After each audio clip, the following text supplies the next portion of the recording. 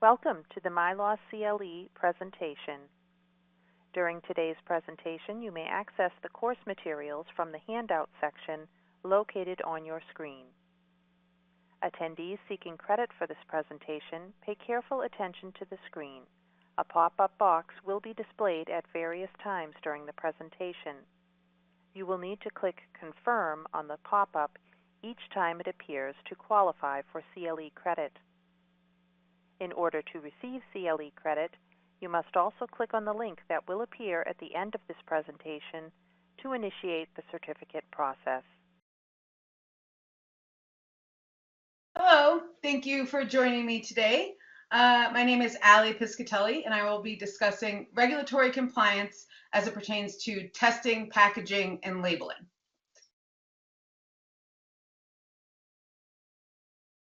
So a little bit about myself.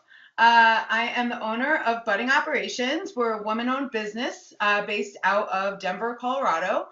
We started in 2015, and we help licensees understand regulatory compliance and how that works into their daily workflow and what their responsibilities are.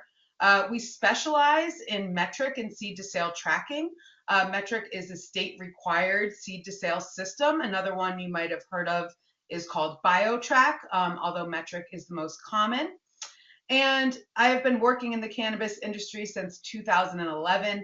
I managed dispensaries and cultivation and production facilities before starting this business.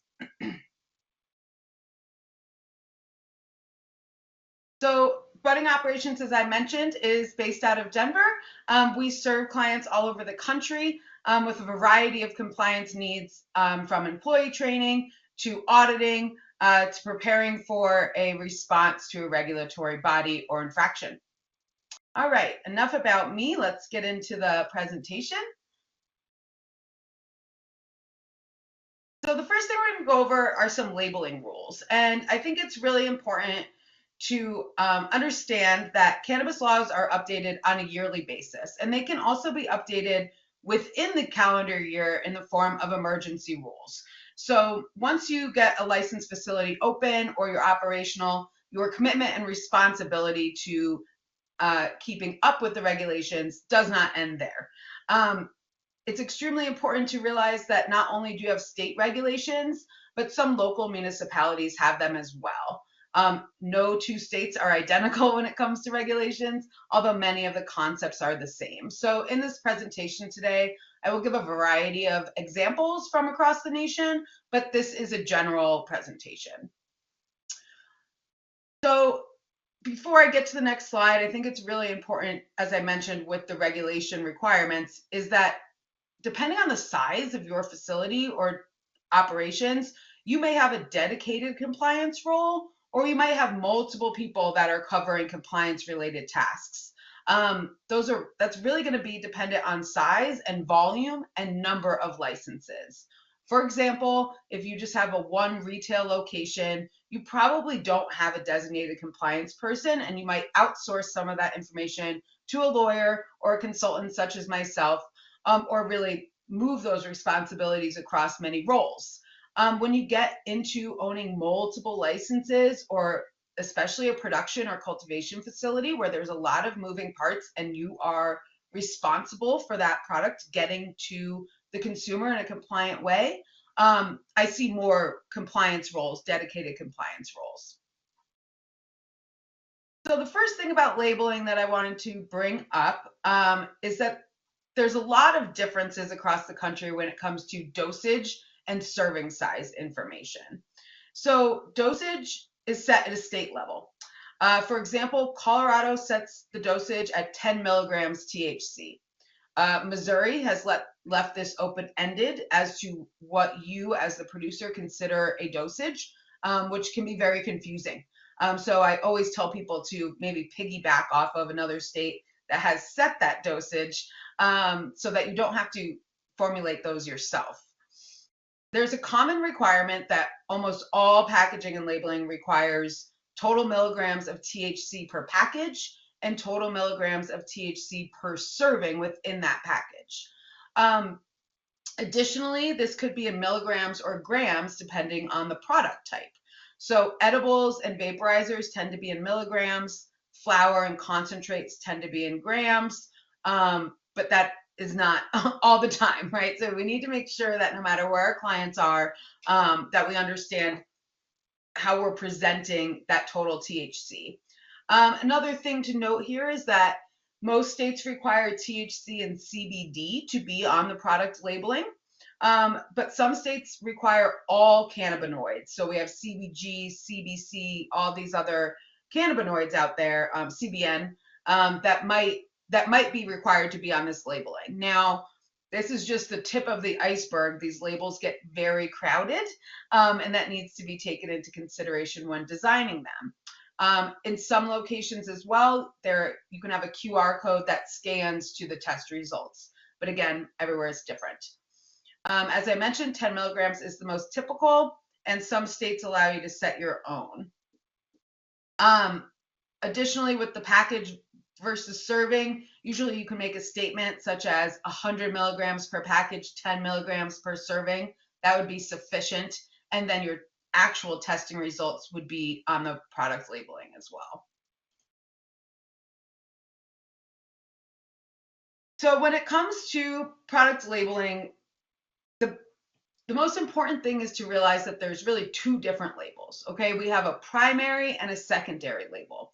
And these aren't necessary terminology that the state will use, but when you are creating labels and you have to fit a whole bunch of information on there, some of that information does not change, which I consider the primary labeling, such as your license number, your entity name, a universal symbol, which is ironic because it's really state specific. So state specific universal symbol, things that are not changing by batch.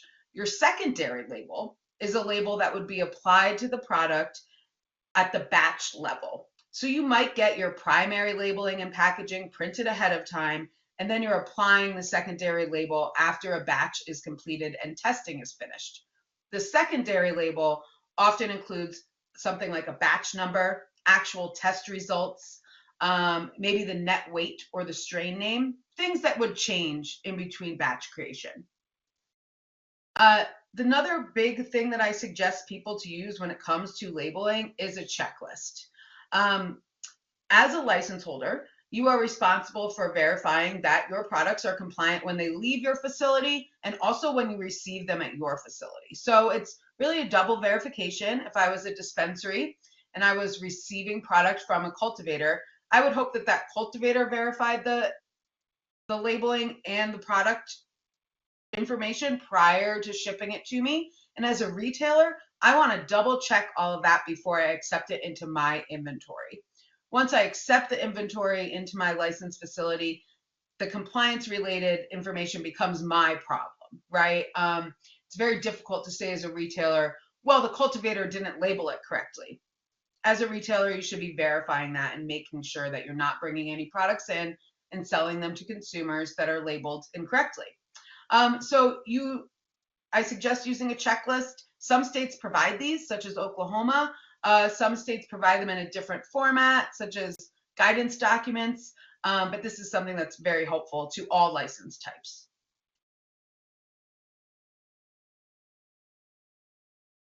Oh, I didn't know it was going to go into that again. I apologize. Just to review, primary is information that does not change, and secondary labeling is information that would change on a batch level. So now we're going to talk about some packaging restrictions and good things to know about packaging. So the most common across the nation appearance restrictions have to do around minors, right? Our goal of cannabis regulation is for public safety and to keep cannabis out of the hands of minors. So in most cases, they cannot appeal to minors, including no cartoon characters or pictures of recognizable food. Many years ago in Colorado, a company called Aly Pure would go out and buy Sour Patch Kids, spray them with THC, and resell them. Something like that is absolutely not allowed anymore, and I can't even think of one place that does allow it. You also don't want to do things such as using taking the name of a common candy and changing one letter, and then a child might recognize that packaging and think that it's Sour Patch Kids, right? So whenever you're coming up with packaging and labeling for products, it's very important to keep that in the forefront of your design. When it comes to designing and branding, we're very limited by these rules, so we want to make sure that we're keeping those compliance in the forefront of that decision making. Additionally, some states go as far as to not even let you use the word candies, even if it's spelt differently with a K or something like that. Just an extra protection for keeping it out of the hands of minors. Child-proof packaging. So every state has a child-proof packaging requirement. So also known as CR packaging or special packaging. We're used to child-proof packaging when it comes to any sort of regulated drug or big pharma related situation, or even just over-the-counter Tylenol is in a child-proof package. So it's very common. There's a lot more options now that cannabis industry is required to use this. The point of child-proof packaging is that they do all this testing to see that a child under 5 years old cannot easily open the packaging. So they have a bunch of children and some sort of sample size and determine that someone under 5 cannot get into this packaging. Any child-proof packaging, or anytime you purchase this online, it would come with a certificate. So it's a certificate of child-proof packaging. This is required to be kept on file in majority of the states, and it's really best practice to do this for any of packaging that you're purchasing for your products. In some states, they're also required to be tamper evident. So I think you can see on this image, I don't know if my mouse works, but on this image, there's a little indentation towards the top of the packaging. And if that was ripped open, that would be considered the tamper evident seal was tampered with. So this one, for example, is tamper evident and child resistant. Again, differences, requirements all over the place. It's never a bad idea. You can go above and beyond, right? It would never say it cannot be tamper evident. So some cost savings considerations when it comes to packaging. As I mentioned earlier, laws are changing all the time. Even in an established market like Colorado, we actually have, they're working on stripping down some of the laws. We have too many of them. But since the laws are changing all the time, it's really important to determine how many units of packaging or how many pre-printed labels are appropriate to order at a time. There are often bulk discounts for ordering more packaging, but of course you have storage requirements and storage limitations in your facility.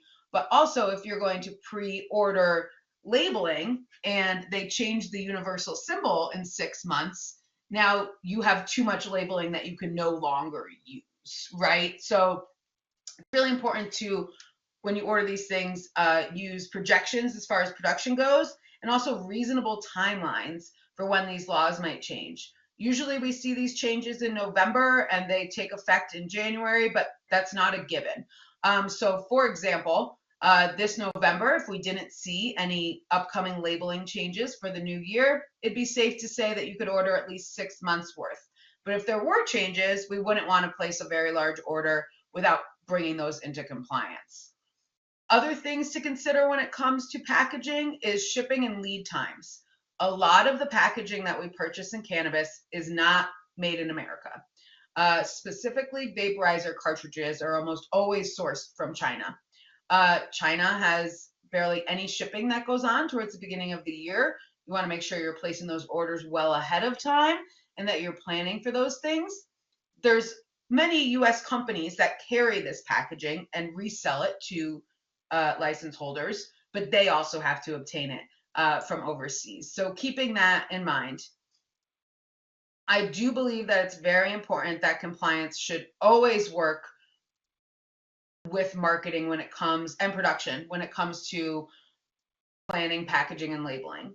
I've seen many people spend a lot of time on a beautiful label that is just not compliant, right? So with the limited resources and limited money that is available in cannabis in majority of these cases, putting compliance at the forefront of your thinking of business decisions can save you a lot of money in the long run. So I do think it's important to make sure that that is that you're thinking about that.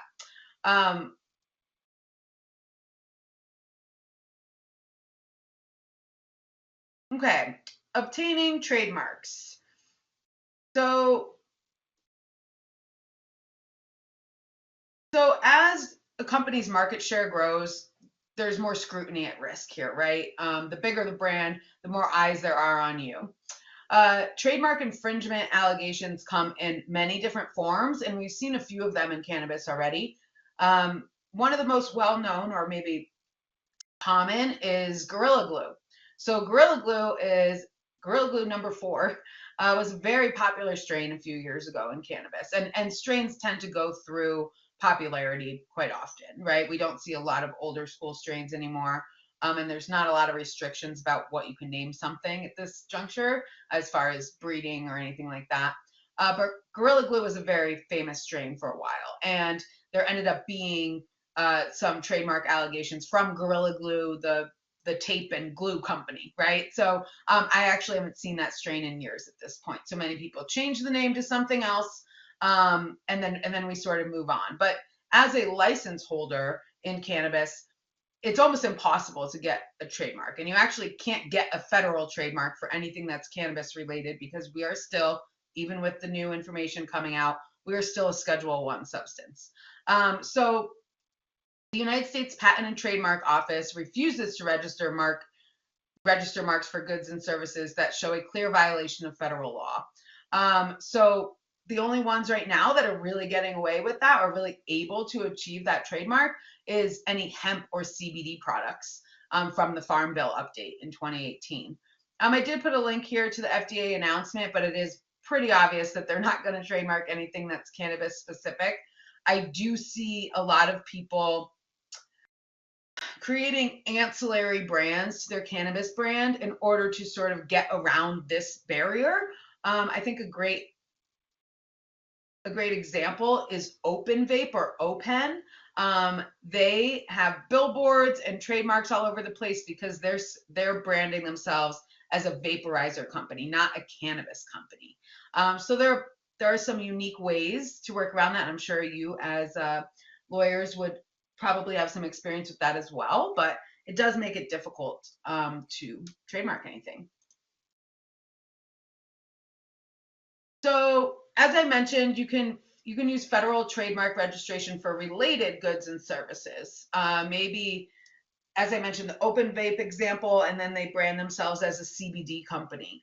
When, as a cannabis user or someone who's been in a retail dispensary or medical dispensary, you've probably seen their cannabis products. They just keep that sort of in the background when it comes to that trademark. You can also obtain state trademarks. Now, this could be very cumbersome when it comes to a company that we consider an MSO or a multi-state operator. If you operate in 5 different states, then you are managing 5 different state trademarks. And there's also requirements that differ between state that allows that or not. So I do know a lot of people who are very committed to trying to trademark something for their cannabis business. But there, as you can see, there are a lot of roadblocks. So we do suggest that people obtain the state trademarks, and we'll wait and see what happens with the deschedulization and if that changes any of this information.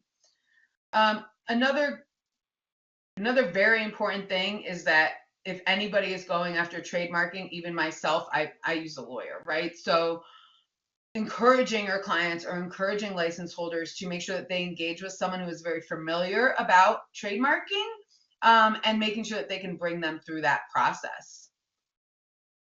It looks like I have a question here. I'm just going to answer it real quick before I move to the next slide. What are the specific labeling requirements for cannabis products in terms of dosage and packaging? So I'll just skip back to that for a second.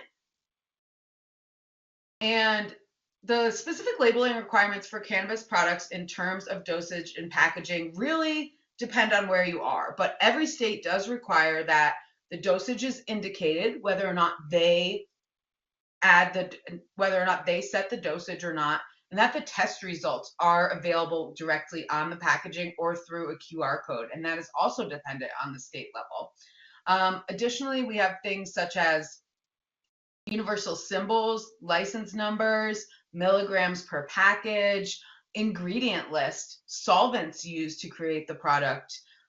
There's usually a bunch of warnings that the state requires, and they're different everywhere. So making sure that you have all those warning statements on there as well. And I'm sure as I go on with the list, you start to realize it's getting the space for marketing and branding gets a lot smaller. So great, thanks for that question. Okay, so now we're moving on to proper food safety procedures for edibles. And I really think that this can pertain to any product type. Many facilities, many states are moving towards GMP, and that requires a whole level of care for the products you're making, not only ones that are ingestible. We also have to think that even when it's a product meant for inhalation, such as flower or a vaporizer, you're still ingesting that product, just not chewing it, for example.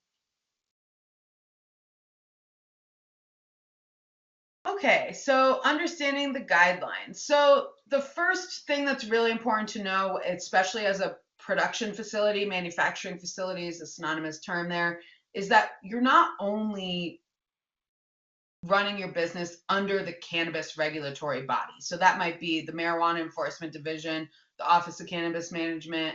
There's many different governing bodies that fall under that realm. So you're not only following those regulations. We're often following other state department regulations, such as the Department of Health. Extraction facilities need to have a good relationship with the fire department. You might be required to follow GMP practices and get a third-party GMP audit. So there's not just one set of rules that you're following as a producer of these products. So after you get through reading the regs, you'll notice that they often refer to other regulations, including federal regulations. For example, nutrition fact panels, we follow federal food regulations for that. So making sure that then you dig in deeper into what is required, and also verifying with your local municipality what they require. Local municipalities are allowed to add additional requirements to these regulations. So it's very important to take quality ingredients, storage containers, and tools into consideration when you're creating edibles. Most of the time, all the time, it's important to use trusted sources such as Cisco or Webstront, somewhere that can give you proof that the ingredients and materials that you're purchasing are FDA approved for food contact substances. So that means that you're ordering a plastic container to store flour in, right? That has to be a food grade container. So as you can see, we're really moving towards GMP, even if it's not required yet. Even if it's not required by law, you want to think commercial kitchen, GMP certification, food safety regulations. And you should always obtain proof of these things from the vendors that you're purchasing containers, materials, ingredients from. These can be asked for in an inspection, and definitely if there's any recall related to any of your products. It's also very important to prioritize employee training in any cannabis license type, but very much so when you are having contact with ingredients in cannabis products before it gets to the retailer and out to the consumer. Employee training courses can mitigate risks even if they're not required by law. There's a few common ones out there, affordable. You can do them online. Serve Safe is an example. Food handler certificates. Many of these things are obtainable online without going down a huge 8-hour course path, but they're also all required in many states. So research and development. So research and development is very important to product safety and the development of these products. Since we are somewhat in a mature cannabis market, meaning that there are many states who've been open for, at least here in Colorado, at least a decade, people have formulations, right? People have edibles and brands and formulations that they've been working on for years, and they're selling to other people, or they're opening in other states. So there has been research and development going on, but let's take this from the perspective of a new brand or a new product. In product development stages, it is very important to make sure that you're testing the cannabis, and we'll get into some testing in a little bit, testing the cannabis in all of its forms. So in your raw material form, in the bulk cannabis form, that could be distillate or oil, and then in the final products. It's super important to test the bulk distillate or bulk oil because that directly helps with dosage when it comes to individual units. Just like we talked about there being a dosage limit per unit in an edible, for example, there's usually also a limit when it comes to the total THC in a package. So that relates back to dosing these, right? And making sure that you're not putting more than 100 milligrams of THC in a package of an edible. And then also bringing consistency to the consumers. As a consumer, if I bought the same edible 3 different times and felt 3 different ways, I might not want to buy that again, right? I'm buying it because I know how it's going to make me feel. I know what the effects are, and I can trust that the dosage of this was accurate. Now, of course, testing verifies the dosage. But if you misdose something, make 1,000 units of it and get it tested, and then need to reformulate it because you were not calculating dosage correctly, now we're wasting time and money and precious production time, right? I always encourage people to engage in third-party shelf stability testing. Shelf stability data is used to establish use-by dates and expiration dates in almost any food that we consume. And in some states, such as New York, you are required to have that data on site for an inspection for any product type that you make and any formulation of that product type. So if you make 2 different vaporizers and they have 2 different ingredient lists, that's 2 different shelf stability life studies. Commonly, it's not as common when it comes to inhaled product. It's hard to say what would happen if you smoked cannabis that was 3 years old. If anything, I'm sure the potency would decrease. But when it comes to edibles, they're trying to make sure that the potency that you've put on the labeling does not change over a period of time, and therefore your original labeling was accurate. So even if it's not required, testing labs offer third-party shelf stability testing, so you can get this data. This is especially important if you're not purchasing someone else's formulation who has years and years of data when it comes to this. Determining shelf life, like I mentioned, is there to maintain to make sure that you're maintaining the potency results, but also that that these products don't gain mold over time. I think a great example would be you don't see a lot of baked goods on the cannabis market because it's very difficult to determine, without doing a lot of R&D testing and shelf life stability research prior to bringing that product to market, how long it's really going to last on the shelf. Something more like a chocolate bar or a gummy bear or gummy, for example, there's a little bit more information because those products have been around for so long. But it's always wonderful to have new inventive ideas in cannabis, but making sure that you've done your due diligence on the back end before bringing that product to market. Something could be recalled for mold, something could be requested to be retested, and as you're trying to protect your brand, and since you can't really do that through trademarking, you want to make sure that you're putting the best quality products out there on the shelf with the most accurate information. That leads us into product testing and third-party testing laboratories.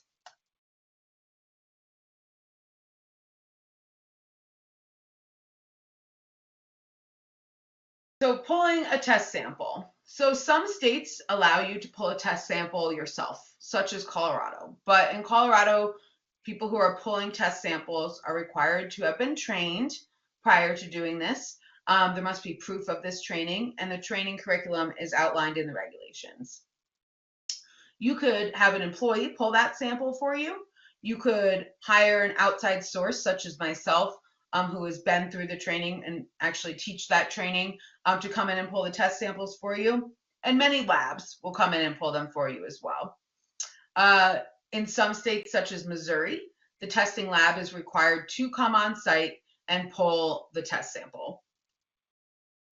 Some differences with that is, having the lab come on site could mean that you need more lead time in planning for something like that, instead of where here in Colorado, I could pull all my test samples, put them aside, and get them transferred to the testing facility when we're ready. So keeping in mind that both methods are out there, and one might take a little bit more preparation than the other. Avoiding contamination is a huge part of pulling a test sample. You want to make sure that you are not the one that ended up contaminating the sample. There are some common tests when it comes to testing microbials, which usually includes yeast and mold. They're testing for pesticides, and they're testing for heavy metals. They're testing for solvents if we're talking about a product versus flour. And sometimes they're testing for filth and matter. So all of those things, all of that type of contamination can happen even after you're done creating the product or after you trim the cannabis. We have to think about sanitizing tools, sanitizing workspaces, not mixing batches or doing 2 test sample pullings at the same time. There's been many times where people have sent in a test sample, it fails for contamination in some form, and they send in another sample and it's fine, meaning that it got contaminated somewhere in between it being in its final form and the test sample being pulled and getting to the lab and getting taken out of the container at the lab, right? So it does happen that we contaminate our own samples. Make sure you're wearing gloves, make sure you have clean tools, and also that you're in a designated area where there's not anything else going on, right? Other particulates in the air could definitely affect a test sample result. I do want to say here, though, that the test sample limits when it comes to microbials, pesticides, all of that is 10 times more stringent than any food you eat, which just makes me feel like cannabis is extremely safe no matter what. But testing is a huge part of getting your products to market. So test sample results. So test sample limits, so for example, how much lead can be in cannabis, is set at the state level. We do see some similarities, but they are very different. You can't just take it at face value. So, and I also see, I just got an email this morning that Colorado added some additional pesticides to their list. So it's also forever evolving. And this is one that you'd want to keep up on a regular basis as you're producing production batches or harvest batches, frequently. Okay. Test limits will be set for potency, metals, pesticides, solvents, contaminants, yeast and mold, and aspergillus is one that started coming up in the last few years as well. That falls under the microbial content. Test results are usually presented in what's called a certificate of analysis, or C of A, COA.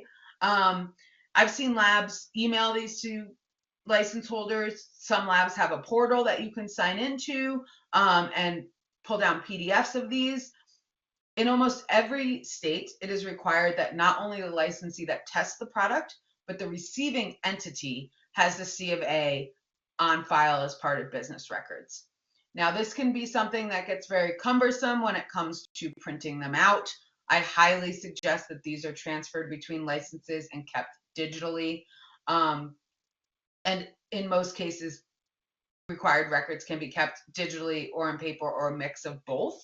But making sure that your licensees have a system for tracking C of A's by batch, and that's something very easy they can bring up. I see that question all the time from inspectors.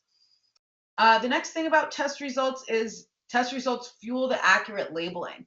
As we mentioned earlier, there's always specific test result information that has to go on the labeling. So that changes by batch. You might have a lot of consistency over time, but in most cases, the potency of that specific batch is required on every batch that you label. So making sure that you're accurately moving that information over. Now, a lot of places require total THC or total CBD. Your C of A might not calculate that for you. So you're going to have to make sure that you know how to calculate that. and also that you know how to read a C of A. It's going to have many more cannabinoids than the most common, THC and CBD. It also might have terpene profiles. You might have different C of A's for the same batch, dependent on different types of tests. So making sure that you really know how to read that, you know how to store that information, and that there's somebody on these teams who can verify these results. You might want to get something retested before it goes to market.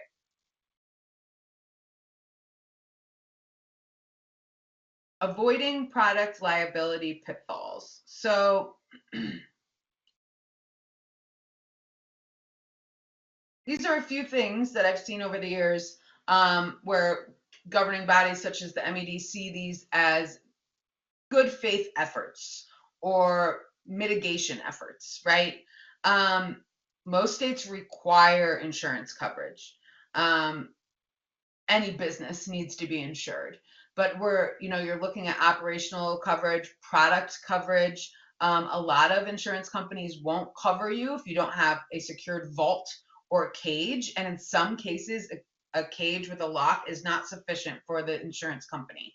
Another thing that I see them require a lot is a cash safe, right? You need an actual drop safe that cannot be accessed by anybody until it's picked up by the bank.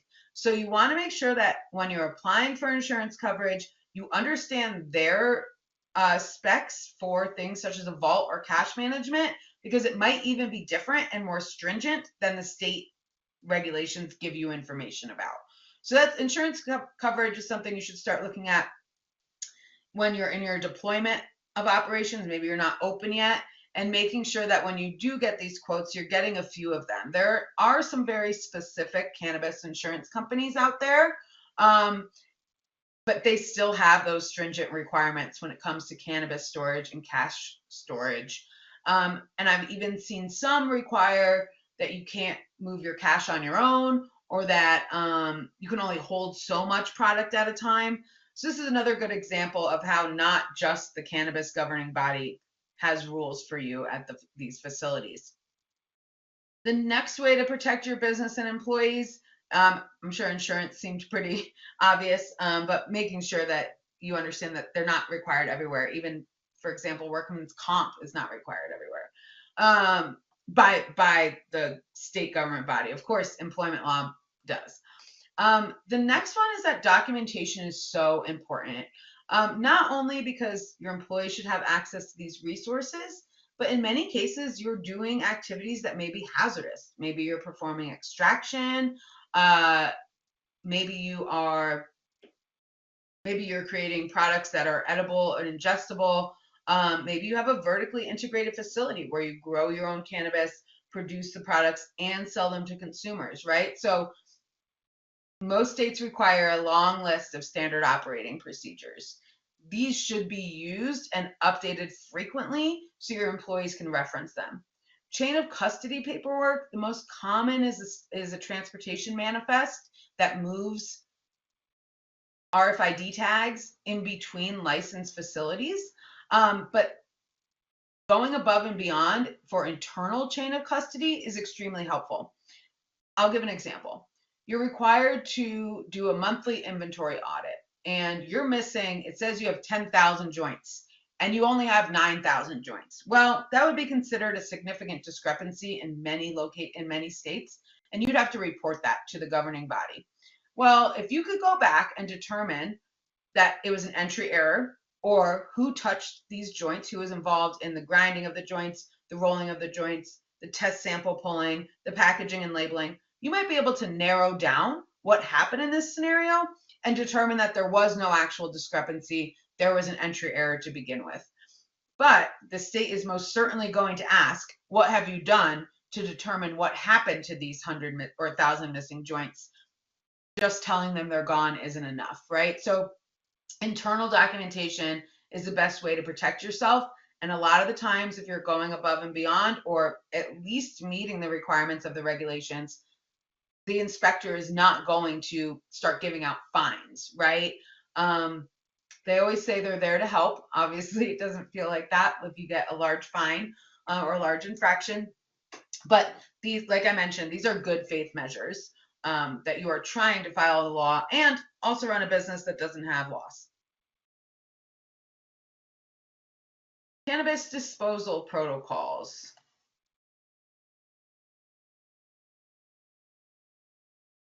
Okay.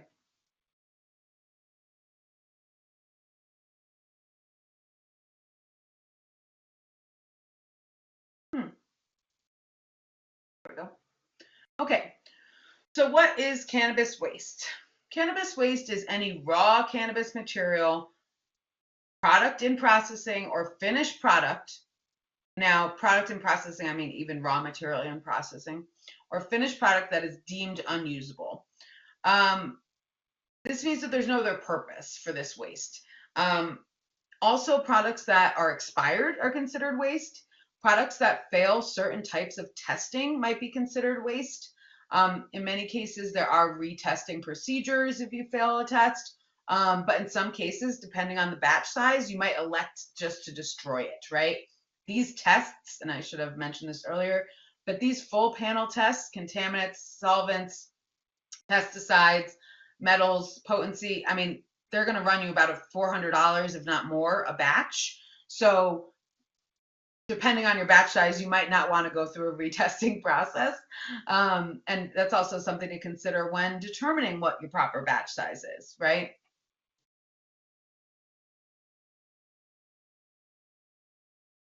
So tracking waste is always in the cannabis regulations, right? In some form of requirement of a waste log. I always suggest using a waste log. Sometimes they'll outline what needs to be on that log. But what's great about a waste log is you have a waste storage location. When something becomes waste, you're logging it on the waste log, and you might not destroy it right then and there, right? If we were to destroy cannabis waste, every occurrence it popped up, you'd have to have a full-time person standing there to destroy waste. So the waste log is used to track what is in the waste storage area. I'm going to give a few more examples here of when waste might occur.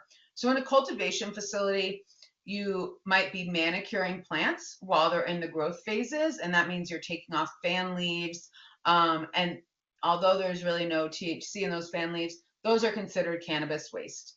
Then you harvest the plants, and you're taking the buds off of the stems, and there's more leaves, and you're even trimming it, right? All of that is harvest batch waste. Then you're packaging your cannabis into jars, and maybe you're doing some extra cleanup trimming or something falls on the floor. All of that is cannabis waste. So all of that needs to be tracked on the waste log by batch or batch ID or metric RFID tag or BioTrack tag. The tags are unique to certain batches, And then you're also going to record on that waste log the date this became waste and who destroyed it and how you destroyed it, right? So after waste is destroyed is the best time to make adjustments to your inventory tracking system. And that might be something that it's definitely going to be metric, but you might have another, or BioTrack, you might have another one that you're using as well. So I don't advise people to make these adjustments until the waste is destroyed and disposed of, because the waste is still considered part of your inventory.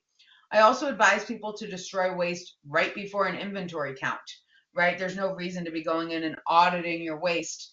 Destroy your waste, adjust it out of your system, count your inventory. Some of these waste adjustments, you might have to make them twice depending on the API between your systems. We've come a really long way. It's most likely just once and it will push to the other system. But knowing that waste occurs at all license types and in some cases is not allowed to be destroyed by the licensee themselves. So managing cannabis waste is like managing a section of your inventory. And I'll get into how they destroy that here in a little bit. I think, if not, I'll just talk about it. And then waste as a KPI. So this is something that I use to sort of soften the blow of how much you have to do when it comes to compliance in cannabis, right? If I was a production facility and I made vaporizer pens, I filled them and sold them to retailers, I would want to know how many of those pens per year, per month, maybe even, because maybe they're coming from different batches originally from the provider of the packaging itself. I'd want to know on some level how many units are being destroyed every month or returned to the retailer because they're leaking, right? I call this the waste as a KPI because if 20% of my vaporizer pens are being returned and those cost me $4 a piece, right? We need to figure out what is going on here. Do we need to change who supplies these to us? Are we overfilling them? What is causing this return rate? What is causing this waste rate, right? Money's really tight in cannabis. So anything you can do to make sure that you are saving money where you can and spending money in the right ways is helpful. It's helpful to the bottom line. So, and from a retailer example of waste, let's say that every month we do deli style. Okay, deli style means that there's raw flour on the counter. Somebody wants an eighth, I weigh it out in front of them, and then they purchase it. Deli style is not as common anymore for this exact reason. Out of every pound of cannabis, I'm losing 7 to 8 grams worth of waste because it gets stuck onto the scale or it falls onto the ground, or I weighed it a little heavy or a little under. I mean, I think that is one of the biggest struggles when it comes to a dispensary side is managing bulk flower product. Another example of waste that happens a lot at the store level is expired product. Your employees not entering expiration dates into your point of sale, and therefore you can't pull an accurate expiration report in order to sell products before they expire. So waste can occur at every level of cannabis industry. So in-house and third-party disposal and destruction, I guess. So in-house, you can make cannabis waste unrecognizable and unusable. And you do this by grinding it or breaking it up and then mixing it with compostable waste. This might be dirt, paper, something of that nature, by at least 50% per weight, by weight. So if I have 100 grams of cannabis waste, I need at least 50 grams of dirt to mix into that mixture to make it unrecognizable. In some places, you can also compost, and this is most common in cultivation. You could compost cannabis waste such as stems and leaves, usually not buds, locally on site. But in some places like Oklahoma, you are required to use a licensed cannabis waste hauling service for your cannabis waste. You still track it on a waste log, you still remove it from your inventory tracking system, but you cannot destroy it yourself. So then you call and there's a limit for how much you can have on site at a time. You call the cannabis waste disposal company, they come and pick it up, you manifest it to them, and they are licensed to destroy it and dispose of it. Some of these ideas some of these rules can get very expensive. Being required to use a third-party disposal company means that you have to pay them to do this. So depending on how much waste you have, this could be an added expense that maybe you don't think about. There's many regulations I think that we've talked about here today that have hidden expenses when it comes to operating these facilities. Okay, so I make sure I didn't miss anything there. That's good.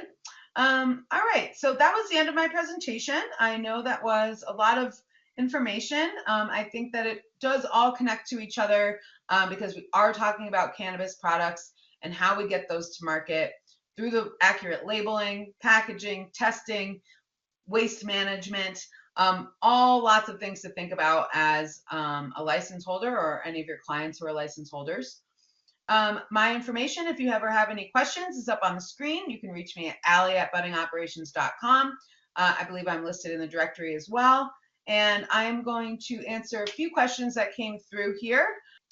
Okay, one of the questions I missed while I was chatting there was, what are the most common restrictions on the appearance of cannabis packaging? So I think the one that I see the most is that a lot of places won't let you use an example of some sort of food or candy. And I spoke a lot about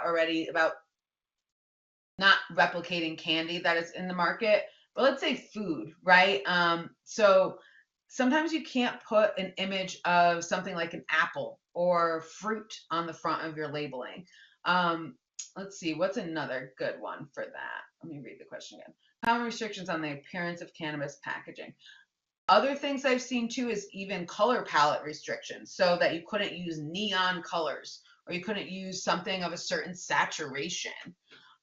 Some states go as far as to just say the packaging needs to be black and white. So it's hard to say common. I would say that it's very important to make sure that you are meeting those design requirements by state there.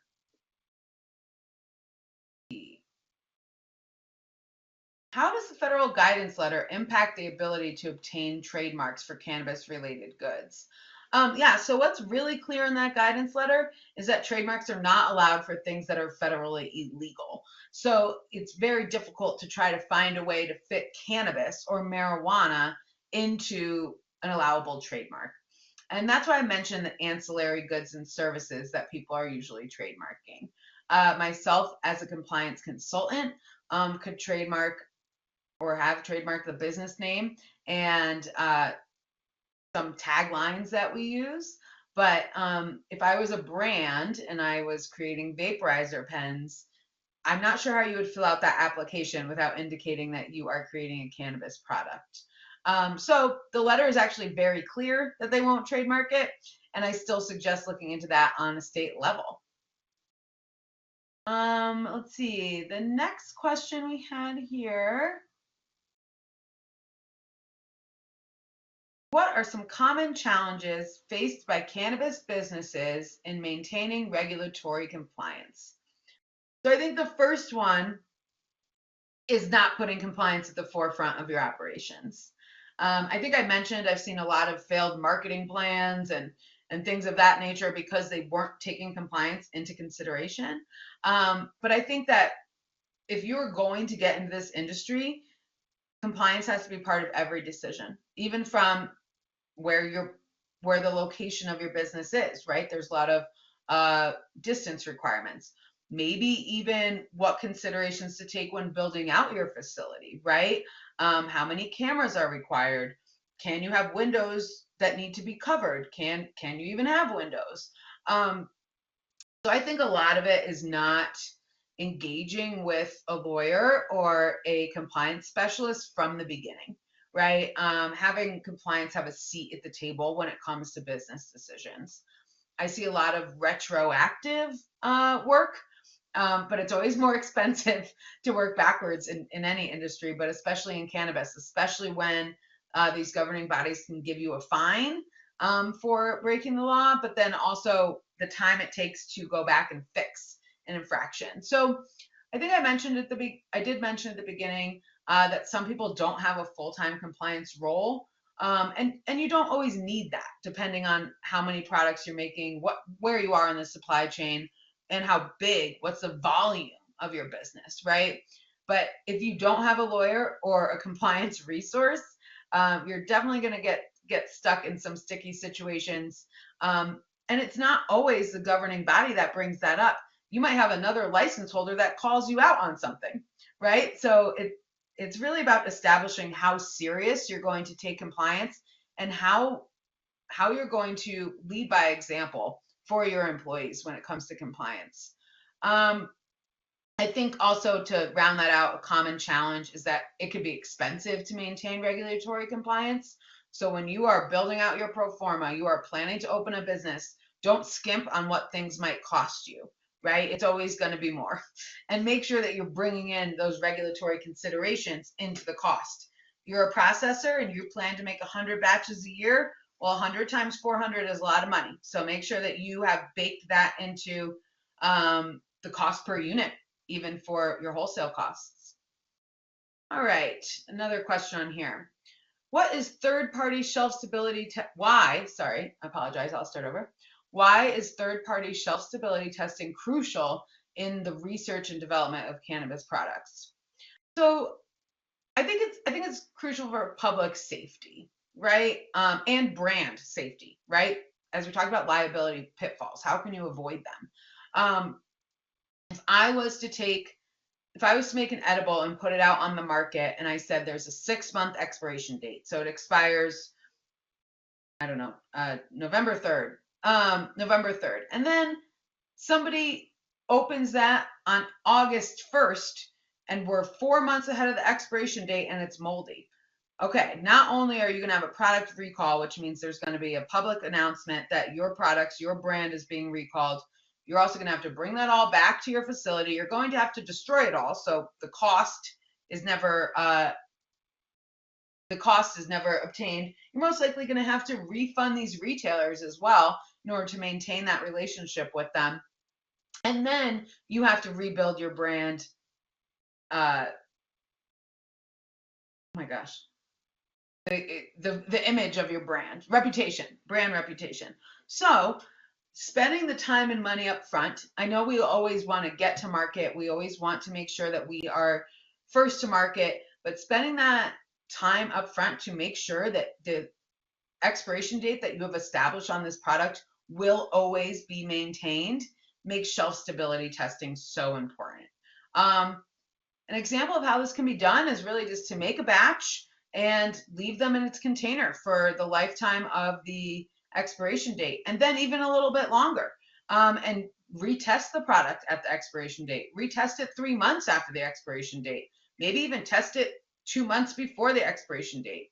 You want to make sure that the public is safe when consuming these products, but also that your brand and all of your time invested is safe. Okay, it looks like I have one more here. Can you give me a few more examples of the pros and cons of in-house versus third-party disposal methods for cannabis waste? Yeah, absolutely. So let's talk about third-party disposal method first. I would say a con would be that this requires additional planning on your part, right, as a licensee's part. You need to collect the waste and manage the waste. Then you need to plan for a pickup of the waste. Again, you might want to do that before you have to count inventory. And then a con of using a third-party disposal would be that, I guess that was the con. Another con of that would be that it's going to cost you money. You're going to have to pay these waste disposal companies to come and pick this up. And depending on the frequency or how much waste you produce, this could be a very frequent occurrence. So it's, again, an added cost in the industry. A con of doing it in-house, though, is that now you also need equipment to do this, right? In a cultivation facility, you're going to need a wood chipper, and I don't think those are very cheap. You're going to need a wood chipper. You're going to need dirt, and yes, you have dirt because that's how you grow cannabis, unless you don't. Maybe you grow hydroponic cannabis. You don't have any dirt. And then so you can use a different type of material. So you're going to use paper. Well, paper by weight, you're going to need a lot of paper to get 50 grams of paper, right? Or an 100-gram example of waste is not accurate at all for a cultivation facility. We're thinking pounds and pounds of waste per harvest, depending on the harvest batch size. And then you're also going to need a space in your facility to do this, and you're going to need manpower to do it. So, there's costs associated with both sides of that, including the time it takes, right? And I think one last thought about the in-house or the third-party disposal method is that you have to make those adjustments exactly when it leaves your facility, and then it's no longer your responsibility. But I think on the flip side, when you're doing in-house destruction, this is quite a process, right? You're destroying everything, you're making all the adjustments, you're cleaning up. So it's really going to be up to you, but in some cases it's not up to you and you have to use third-party disposal methods. Well, I really appreciate all of the great questions today, and I hope you enjoyed the presentation. Again, if you have any questions, you can reach me at Aly, A-L-Y, at budding, B-U-D-D-I-N-G, operations.com. All right, great. Thanks for your time.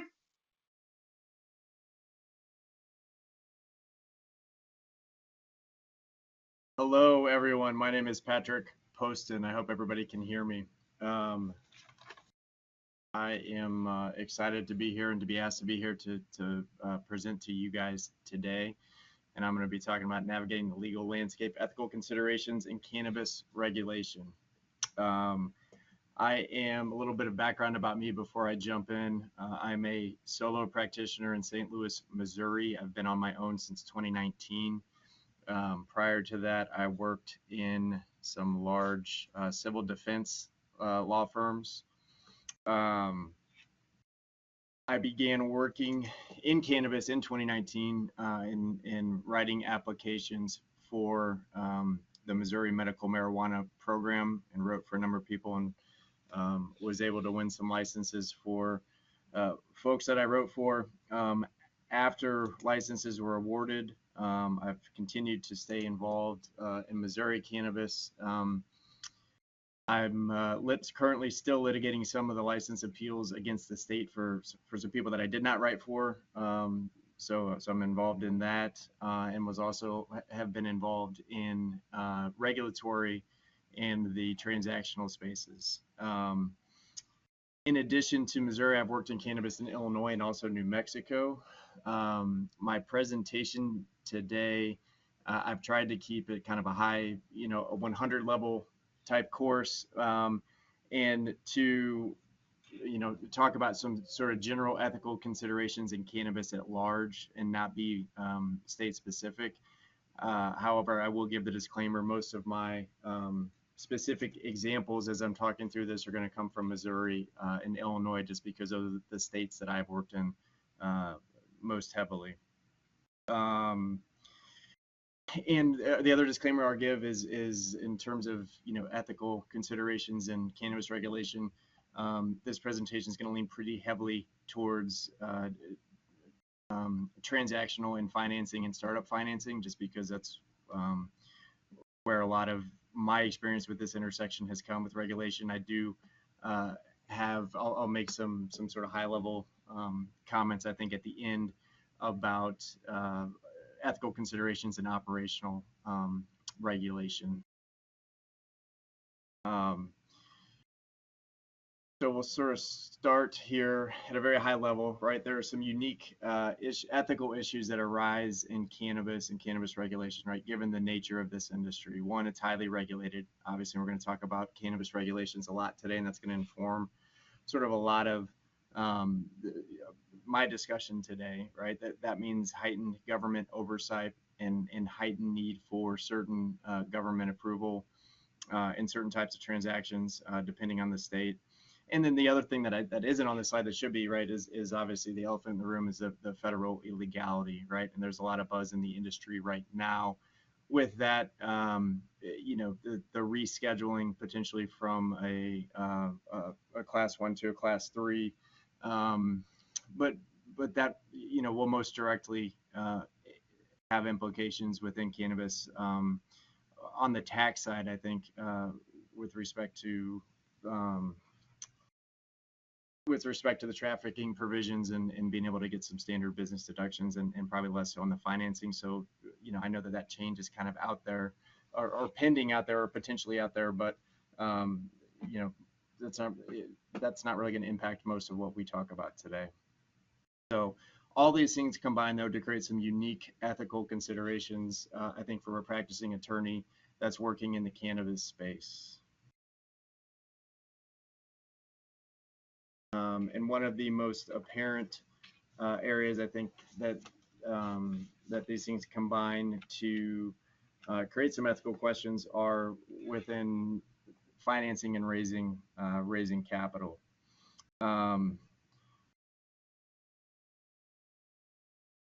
So we'll start right in with this point, and I'm going to reiterate and come back to this point multiple times throughout the presentation, right? The most important thing that we can do as practicing attorneys is know our specific state's regulations, right? Because that's going to impact a lot of what we do in representing clients in this space. Specific things that I want to point out and kind of cover at the start of this, because I'm going to come back to these kind of throughout, are, in particular, any kind of limitations or restrictions or rules that your state has on the ownership and transferability of a cannabis license, right? And I've got some examples here of of some of the ways that ownership or transferability of these licenses may be restricted at the state level, and it varies by state. But certainly even in the open states, right, there is some form of minimum standards that must be met. That the state, you've got to clear that hurdle for the state to approve you to own these licenses, right?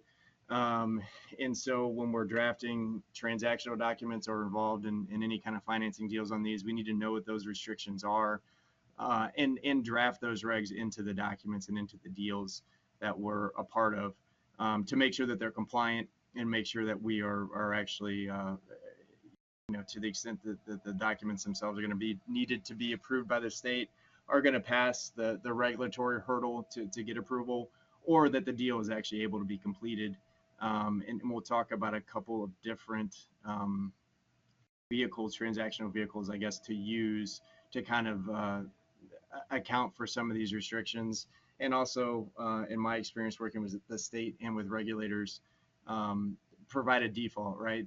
If some of these types of deals or financing or transfers are going to be contingent on state approval of ownership, or meeting certain requirements, states, in my experience, states are going to want to see some sort of default, right? If the approval doesn't come through, that there's some kind of backup in the deal, where it doesn't just fall apart and everybody's running to court to sue each other because the deal as drafted or transacted. So some of these restrictions, right, are on the number of licenses that an entity or an individual can hold, right? I know Missouri limits the number of licenses that you can have an ownership interest in. A big one is just, how does the state define ownership interest in a license, right? I know in Missouri, they define that rather broadly, right? So it's either a voting interest or it's an economic interest, and they define economic interest as basically any sort of economic interest that you have in the entity that's tied to the revenue generated, right? And so that raises some issues when we think about some potential forms of financing, and I'll go into that. But the takeaway is to know how they define ownership, and if there are thresholds of ownership that must be approved and must not be approved, right? Missouri, if you're under 10%, that was kind of their cutoff for the restriction on the number of licenses you could be on, and changes in ownership greater than 10%, or it was sort of the triggering event for when you needed to get state approval for that change in ownership. Some other examples, right? Criminal record restrictions, right? We've got that on both sides, right? When Missouri the medical licenses were implemented, right? There were disqualifying felony offenses, and if you had those, you weren't going to be able to be approved to own these licenses. Other states have similar provisions. We also have the social equity licenses and those types of programs, right? Where it may be the opposite. But the same kind of consideration, right? Is making sure that, the people that are involved in the deal are actually going to be able to be approved and qualified to own these at the state regulatory level. I talked about state approval requirements and sort of thresholds, and use Missouri as an example, but that in the deals that I've been involved in Missouri, from an ethical and compliance standpoint, that's played a big part in those, right? If you can only transfer 9.9% interest out of the gate, and then you have tranches built in, subject to regulatory approval later on, or owners becoming compliant, that's just something you need to know as a practitioner as you're a part of any of these types of deals. These are all general restrictions on transferability, right? We'll talk about that more later. Residency requirements, right? I know that those have been challenged in most states that have had them, and they've been overturned. I know they were in Missouri, but there was a point in time when you had to be have a majority 51% in-state ownership of Missouri citizens to own a Missouri license. So that was a consideration as you're talking compliance and financing and ownership structures of these entities that own the licenses. Another one that varies by state is whether these licenses can be held by a publicly traded company or have to be held by individuals, right? Missouri, it's got to be an individual owner. I know Arizona, you can own, publicly traded companies can own. So again, whatever state you're working in, it's getting into those regs, knowing them, and looking at all these sort of restrictions on who can own these licenses and how they can be transferred is really kind of the starting point to any of this, right? You've got to know those forwards and backwards and be able to advise clients on those. And as you're going through some of these, and we'll go through some examples shortly, but going through some financing options or things like that, all these play into that and really guide sort of how these deals get set up.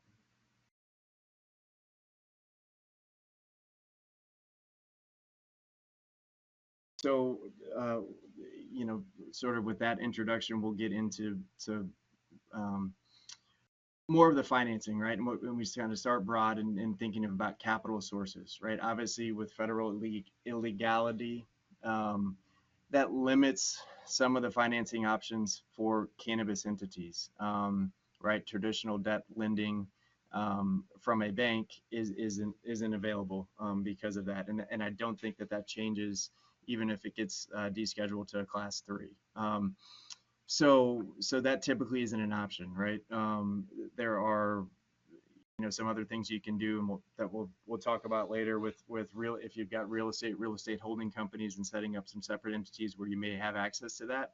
But for pure cannabis operations, you can't go to Bank of America and get a loan, right? With some of these alternative, real estate holding companies, something like that, or even private debt financing, which we'll talk about.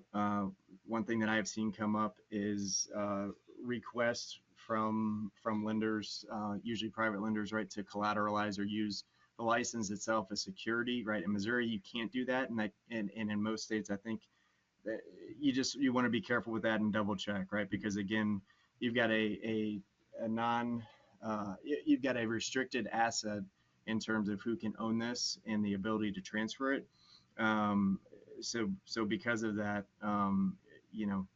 that's usually not an option in these types of deals. So when it comes to alternative sources, right? So the federal illegality and sort of the lack of access to traditional capital in this industry has created its own sub-industry of people that have rushed to kind of fill that void and create capital solutions for cannabis operators. So again, right, knowing your regulations and knowing your regulations, is going to be necessary for you to evaluate these types of alternative sources, right? One that I have seen, gain some popularity, or at least is marketed heavily, right, is some form of revenue-based lending plans or invoice lending, right, where you are either getting an advance on invoices, right? This is most typically in retail or dispensary operations, but it can happen with manufacturing or cultivation. But there again, right, you go back to making sure that you understand the state's definition of ownership, right? In Missouri, economic interest is any economic interest tied to revenues generated by the license, right? So depending on how those loans are structured or proposed, you may run into an ownership issue there that you just want to know and be aware of and vet that before as you're considering those types of lending options. In terms of maybe a more common route for financing, right, with some form of equity financing, right, this raises all kinds of sort of ethical and compliance considerations that as a practicing attorney, you should be aware of and thinking through. So first and foremost, right, beyond just the cannabis regulations, you've got state securities regulations, right?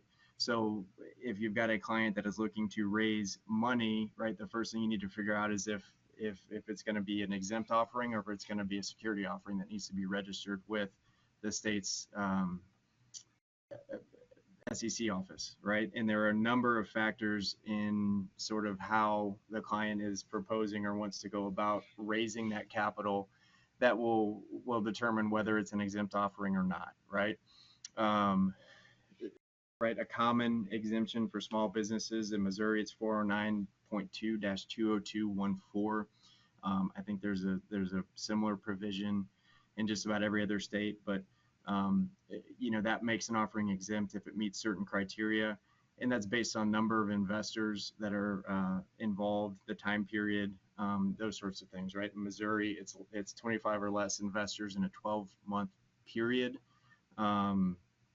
Right, would bring it under that exemption, but there can't be a general solicitation, right? So it's an exclusive offering to a small group of investors, right? You're not advertising to the public at large or soliciting to the public at large, right? So and there can't be remuneration, right? There can't be any kind of of consideration given for the investment, right? So that would include could include finder's fees, could include broker's fees, could include a discounted valuation to an existing member for bringing somebody else in, right? So there again, you need to know your state's securities regulations, and you need to be thinking through all these things and looking at sort of the way that a client is going about raising capital to figure out if you're triggering a securities reporting requirement or not. And look to your specific state's regulations again to figure out if it's an exempt offering or not. Another thing to consider is whether you have to do a prospectus or you've done a prospectus. If you have, what kind of disclosures have you made? What kind of disclosures are required, right? There's aside from sort of general securities disclosures that you may make in any kind of capital raise, right? Do you have cannabis specific disclosures in there, right? Again, we go back to this is a highly regulated industry with some limitations and restrictions on ownership and transferability, right? You should be making disclosures citing to those types of provisions in the regulations as well, right? Who are the investors? Are they accredited, right? That's defined. There are certain criteria someone can meet to be an accredited investor, right? Based on their annual income, their overall net worth, or if they are an educated employee, which if they work in the industry or for a fund or hold some securities licenses, right? The reporting and disclosure requirements may be different if they are accredited or not accredited. So and I've also listed broker's fees, and I've got a separate slide to talk about sort of some of the pitfalls with brokers and cannabis. But so those are the types of things that we need to be thinking through from an ethical and compliance standpoint, in conjunction with and separate and apart from just cannabis regulations. If we are involved with a client who is raising capital or soliciting investors to get capital to fund an operation or a startup operation. If it is exempt, right, so that makes it an unregistered security, which can bring its own issues, right? There is no regulation, there is no oversight. If you're an attorney on the investor side, right, and your client is interested in equity financing for an exempt offering, right? Make sure you're doing your due diligence and fully vetting that opportunity on their behalf, right? Because typically, traditionally, right, the unregistered securities are there's a greater level of risk that's going to be involved because you don't have that overarching government regulation and oversight of the security.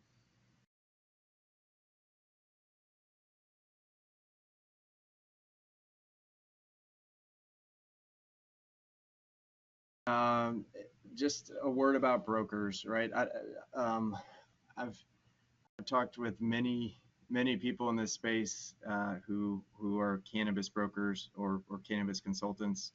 and they run the gamut from, in my experience, real estate agents who know clients and send emails and try to link people up either for sources of financing or in the sale of licenses, to very sophisticated private equity firms who work with owners and operators of these licenses to raise capital. So just inherent to that, right, is know who you're working with or know who your client's working with. They are not attorneys, right? They're not maybe even aware of some of these regulations, either within cannabis or certainly within securities, that may be triggered by their involvement, right? If they're taking a finder's fee, that would be, most likely be considered remuneration, and having them involved in the activity may trigger some reporting requirements with the SEC. So if you have, as an attorney, if you have a client that's out there trying to raise money and they're just doing it with a broker who's promised them all kinds of funds and they think that that's all that they need, right? Make sure that you know exactly sort of how that's structured, what kind of agreement is in place, and that sort of thing, right? And just make sure that we're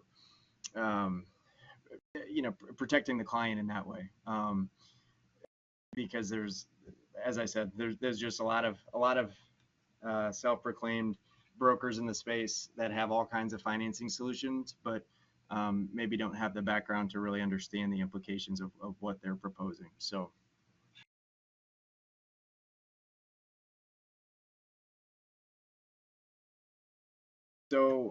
I want to move now to talk a little bit more about structuring deals and sort of how some vehicles, transactional vehicles, we can use as attorneys to kind of put compliant and ethical deals together. And I'll kind of go through those and talk through them at a high level with some more specific examples. But again, I go back to the very first point is, the big key and takeaway here is you've got to know your state's regulations, right? And know what kind of restrictions they have on ownership and what kind of restrictions they have on transferability of these licenses. And then, our job as attorneys to put together an ethical and compliant deal is a lot of times to draft those regs into these deals, right? And we're going to kind of talk through, some examples, I guess, of what that looks like using some of these different sort of methods or transactional vehicles that I've pulled out here.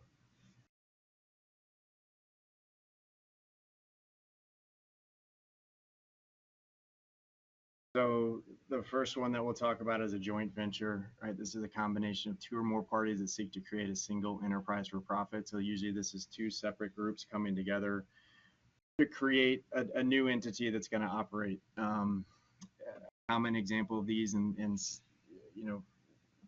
that I've been involved in is an in-state license holder that has multiple licenses, and they're either spinning off or peeling off one of their licenses to another group that's going to be operated under a new joint entity.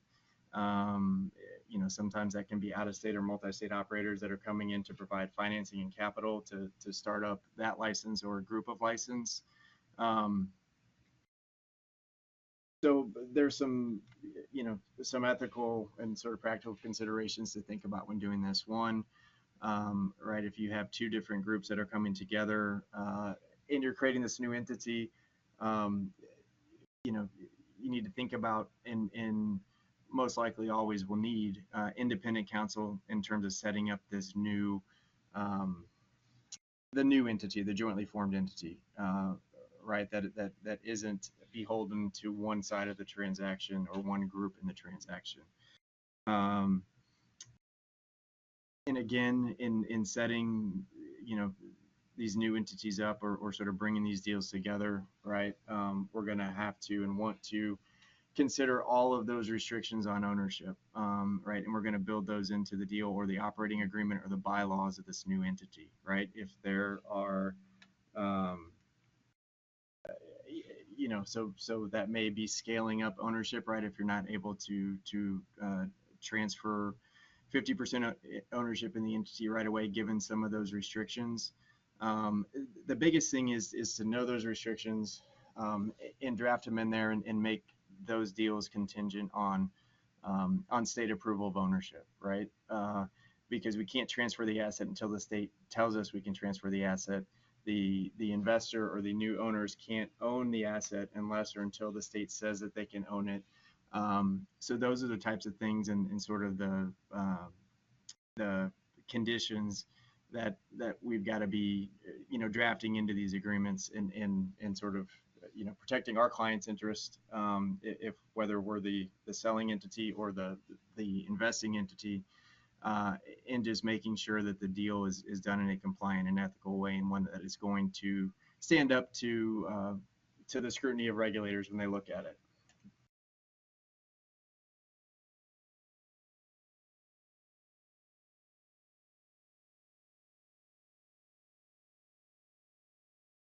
And the next one is a promissory note, and a lot of these, right, kind of will and should be used together, right? I think one of the things I said at the outset is my experience with state regulators in approving these types of transactions is that there's got to be a default in there, right? If a deal is in any way contingent on state approval, then right, you've got to draft for and know what happens if you don't get that approval, right? So a promissory note is one way you can do that in conjunction with some of these other, these other transactional documents or situations that we're talking about. Right, this is just a promise to pay, right? And so that can always be the default if the ownership can't transfer or the asset can't change hands. A backup plan can always be this is, if money changes hand before the asset does, which if you're raising startup capital, right, sometimes the need for the capital is going to outpace the timeline for approval from the state, right? So one way to do the capital right away is to do it as a straightforward loan on a promissory note, right? Most states require some combination of these bullet points for it to be a valid, enforceable promissory note. Obviously, as prudent and ethical practitioners, we're gonna check our state's requirements and make sure that we're drafting an enforceable note.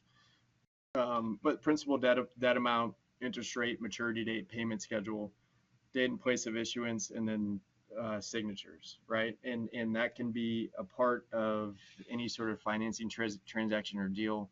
That would be a way to allow money to change hands. It's protected by the note. You're going to be accruing interest. And if all else fails, if there's any sort of equity tied to the investment or the loan, even if that falls through, then you've got this as a fallback, and you can collect the principal plus interest based on the terms of the note.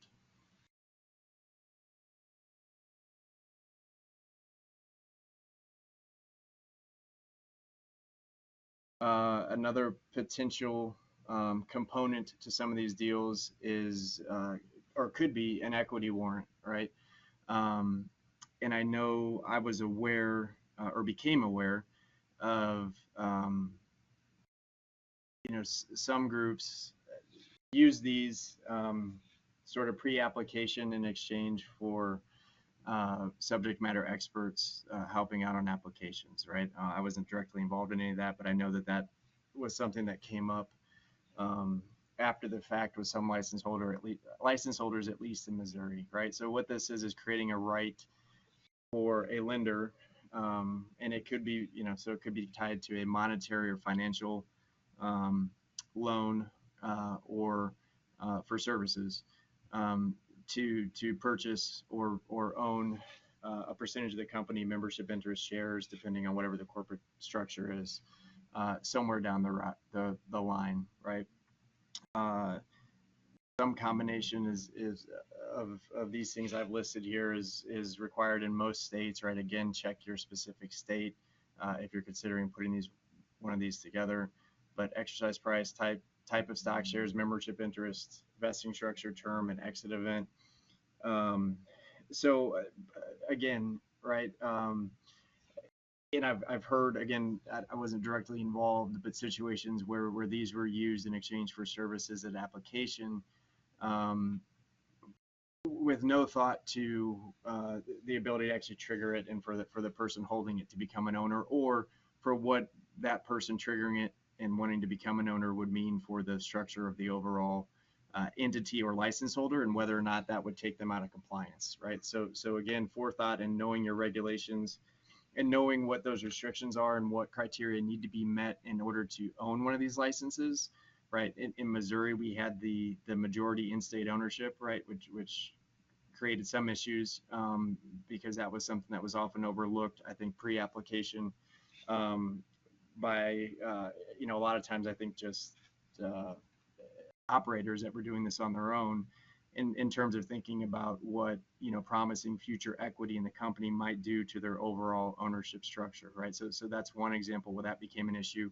But the big takeaway is, if you're going to promise a future interest in the entity, you've got to make sure that you're doing it in a way that is going to be compliant and enforceable, and conform to the regulations and whatever restrictions your specific state may have on ownership, right? Another um, maybe um, more appropriate example would be with some of the social equity licenses, right? And I know in Illinois, right, that sort of when the craft licenses were first awarded, right, you had to have the 51% social equity criteria, but that wasn't permanent, right? Those are allowed to be transferred to non-social equity owners. Missouri has their micro license program, and they don't have that same provision, right? For that license to be valid, it's got to be majority owned by somebody that qualifies under the criteria that they've set forth to apply for and win one of those licenses, right?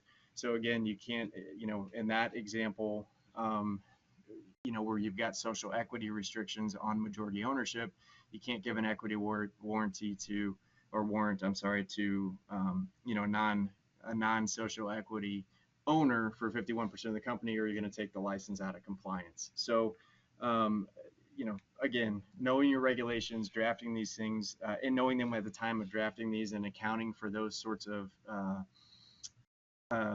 restrictions and limitations on ownership are a must, right, to keep licenses compliant, and to set up an ethical and viable deal.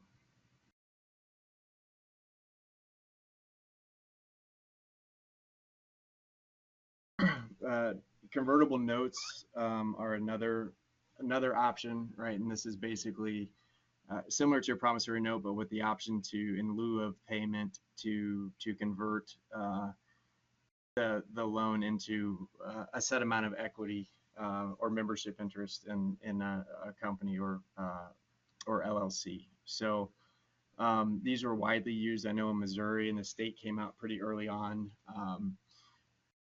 and sort of endorsed these as a way to raise capital um, in the short term, while acknowledging some of the delays that are inherent to regulation and the need for state approval of owners.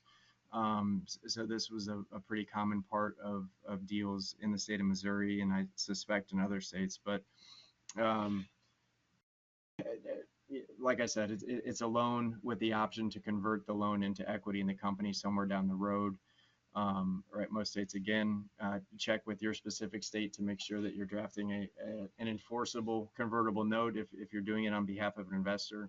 But principal amount, interest rate, maturity date, and the conversion terms. And then again, right, if you're making a future promise of a potential ownership interest in the entity that owns these licenses, then you've got to make sure that the person holding that note is able to be approved, and is able to be an owner, and can get past that hurdle with the state.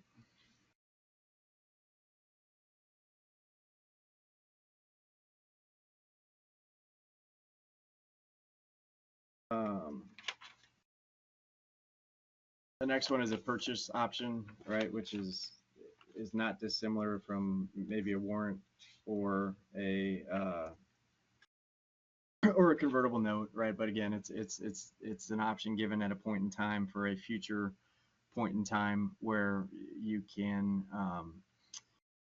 the person has the option to purchase or convert debt into membership interest or shares at a certain price, again within a certain time period. The next one is similar, right to purchase. So again, right, anytime we're talking about a future equity consideration, right, we've got to make sure that we are structuring that away. One, that it's going to be contingent on state approval if state approval is needed. Two, that the person that holds that option either has the right to assign it or is the type of person that's going to meet the criteria necessary to be a state approved owner of the license, right? It's not going to do anything to take the license out of compliance. And three, again, right, any of these future equity considerations, right, is where using something like as just a very straightforward standard promissory note is kind of the default fallback position, where if something goes awry and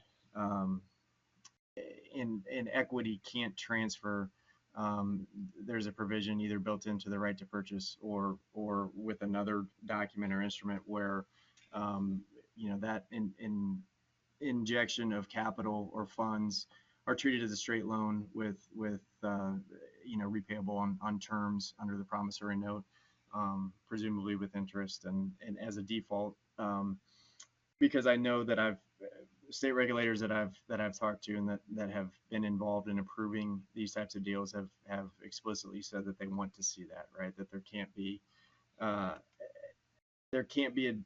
that they're not going to approve or they're going to have issues with any kind of deal that is solely conditioned on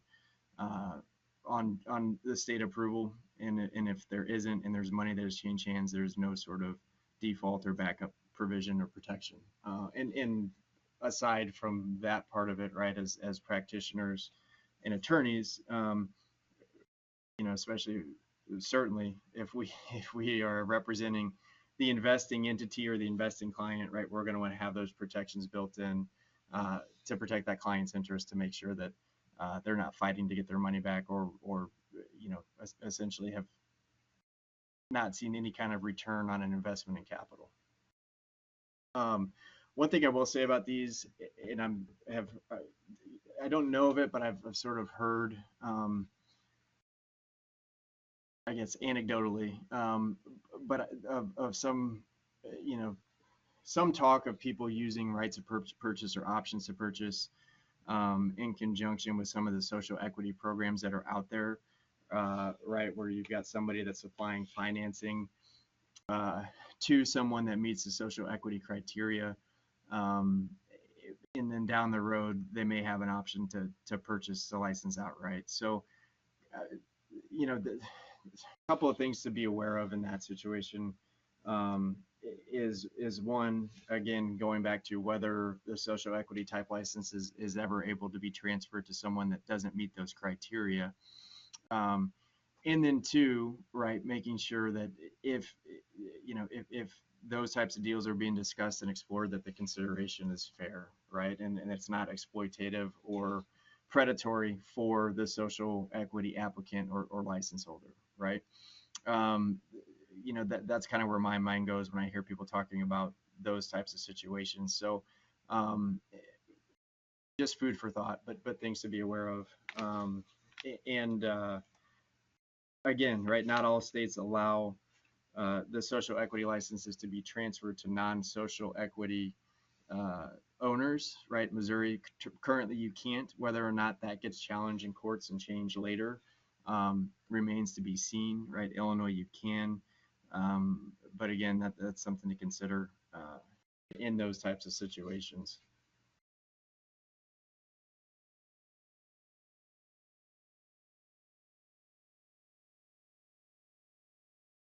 So I will now move to talk a little bit about regulatory compliance and ethical considerations, and shift a little bit here away from the transactional and more to maybe the operational side of this issue. in the biggest one, and I guess as an attorney, the one that I've been most involved in kind of piggybacks and follows from a lot of what we've just talked about. But knowing the requirements for reporting changes in ownership or new owners to the state, um, when that needs to happen, and how it needs to happen, right? Again, not knowing that or not doing that correctly uh, potentially creates all kinds of issues for the license, right? It takes it out of compliance with the state, which can have penalties, and that those penalties could be, as severe as shutting down operations until they get compliant, which has very real economic, uh, impact on the license holder. Or worse, from a legal standpoint as an attorney, right? It could result in an illegal or fraudulent transfer of an ownership interest, right? If money's changed hands and somebody is doing that in an expectation that they're going to get an ownership interest in an entity, and the state says that they can't, that's a mess, and that's an issue, and that's something that we want to avoid for everybody involved, right? So know what your requirements are in terms of making those reports, how they get made. Most states have forms that they want you to use. Some are simple, some are not. And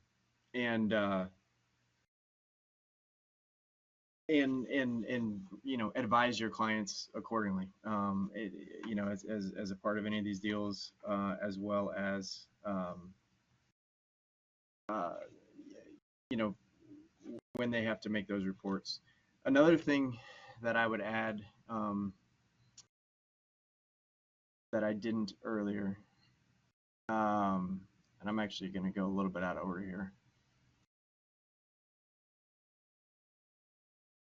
and jump to this ethical reporting of compliance violations, because it kind of ties into this section. Is another, I think, important consideration as an attorney or an operator, is beyond just knowing your regulations, is know your regulator, right? Most states will have an assigned license coordinator or license specialist that you're going to have a relationship with and you're going to be dealing with on a somewhat frequent basis, in terms of ongoing license renewal and reporting requirements and that sort of stuff to the state. Um, know that person, and I know it varies by state, but in Missouri, I've actually found the majority of the licensing specialists that I've interacted with on behalf of clients and talked to be a great resource and very helpful. Right?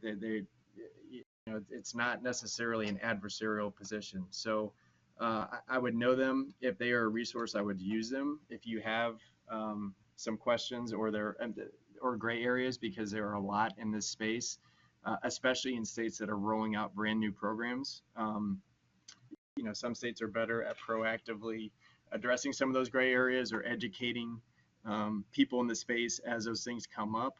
Some states are not.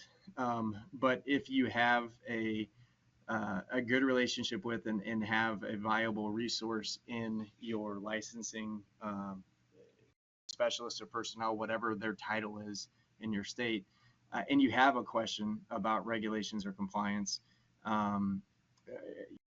then ask them. I found in Missouri that they were always willing to provide whatever guidance they could. Sometimes it's a gray area for them too, and they don't know, but they'll give us the best answer they can. But they would almost always put that in writing and give it to us. And sometimes that's the best that we could do, and we could proceed and act accordingly, right? This is definitely a space where it's better to ask for permission than forgiveness, right? When you think about what's at stake for license holders economically, and the potential harm and loss that could come to compliance issues and interruption of operations.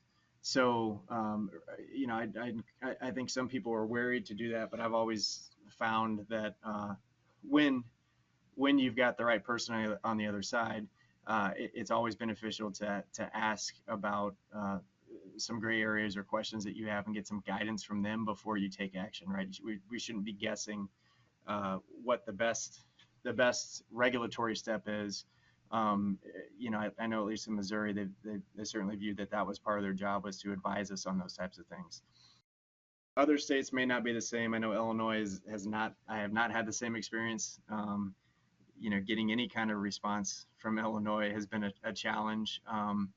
But but I have, right, and it takes some persistence, and it takes a little bit of tact. The other thing I would just say, sort of on this aside, is regulators have the ability to make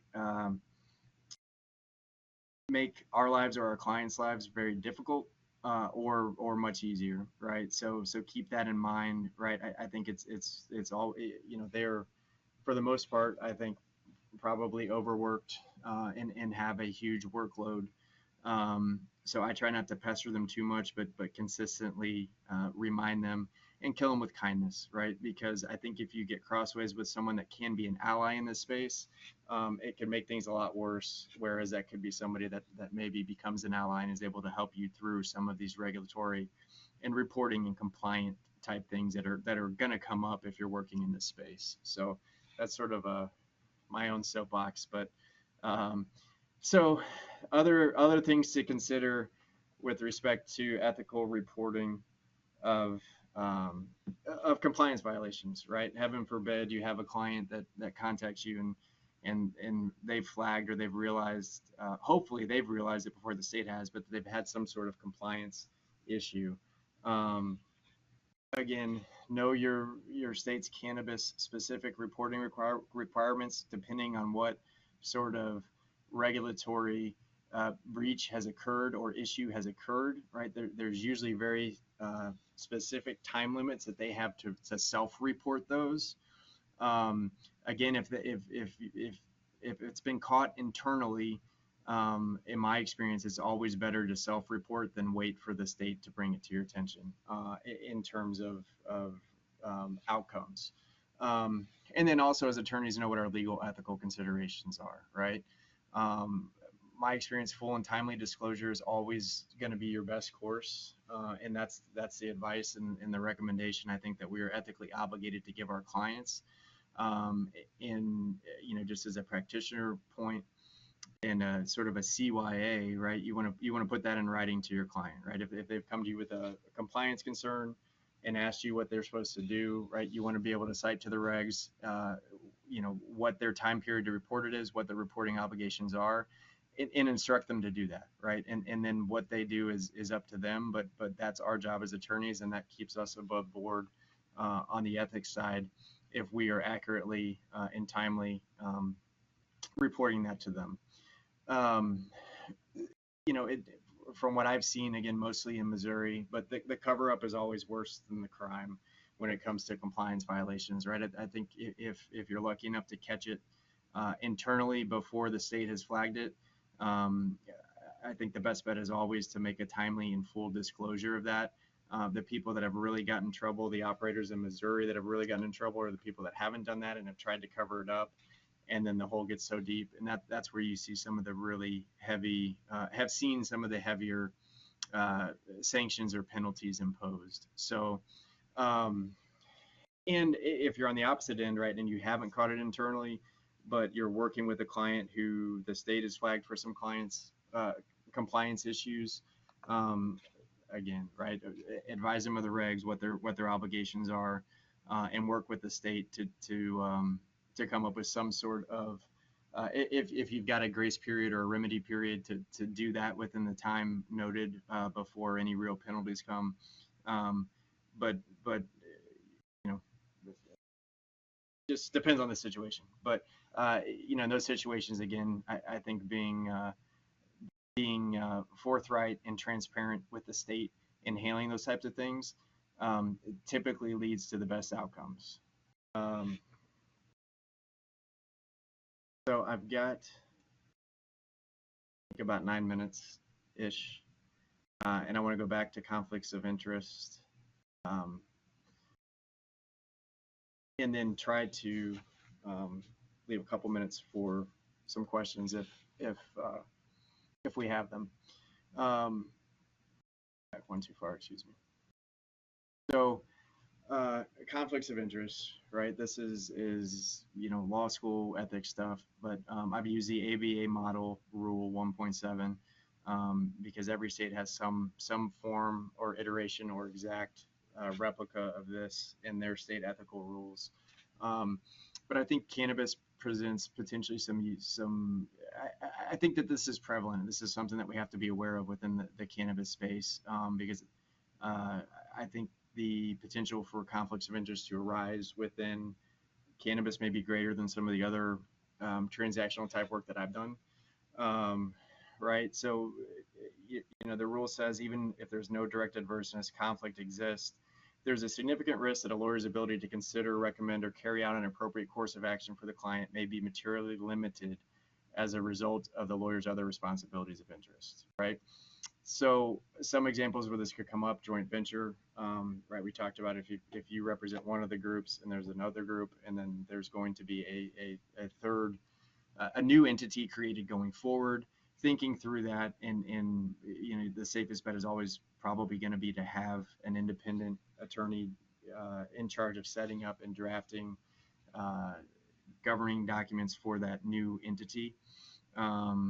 Just because if your client is on one side of that, there's that's going to create the conflict inherently right there. If you're your job is to protect their interest, so it's going to make it hard to draft a document that protects everybody's interest and captures sort of the essence of the joint venture and the new entity. Related entities, right? I think I previewed earlier a common, not common, but some things that some groups and some license operators do is they'll spin off and they'll have a related real estate holding company that will purchase real estate and own the real estate. There are a number of reasons to do that. One of which it may give you access to traditional financing. Something to consider there, right? If you've got less than 100% of membership interest owning the real estate holding company, right? If you've got a subset of your client entity that's owning it, then you've got to think through that and consider whether or not you've got to have another attorney draft the operating agreement and actually set up that real estate holding company, especially if there's any sort of preferential economic status tied to that subset of ownership, right?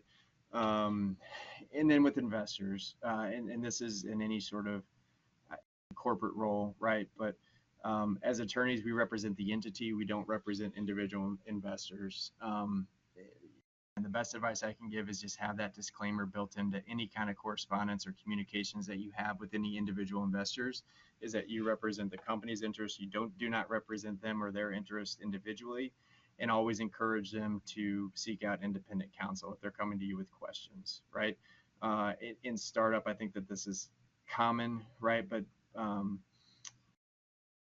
people hear that you're an attorney that represents the company, and even if they're investors, they think you can answer all the legal questions, right? You just got to be careful with that, because you don't represent them, and you want to give that disclaimer and put it in writing, in any sort of writing that you send to them, and then follow through, right? Make sure that they're aware of their right, and they're encourage them to get independent counsel if they have questions, to get those things answered.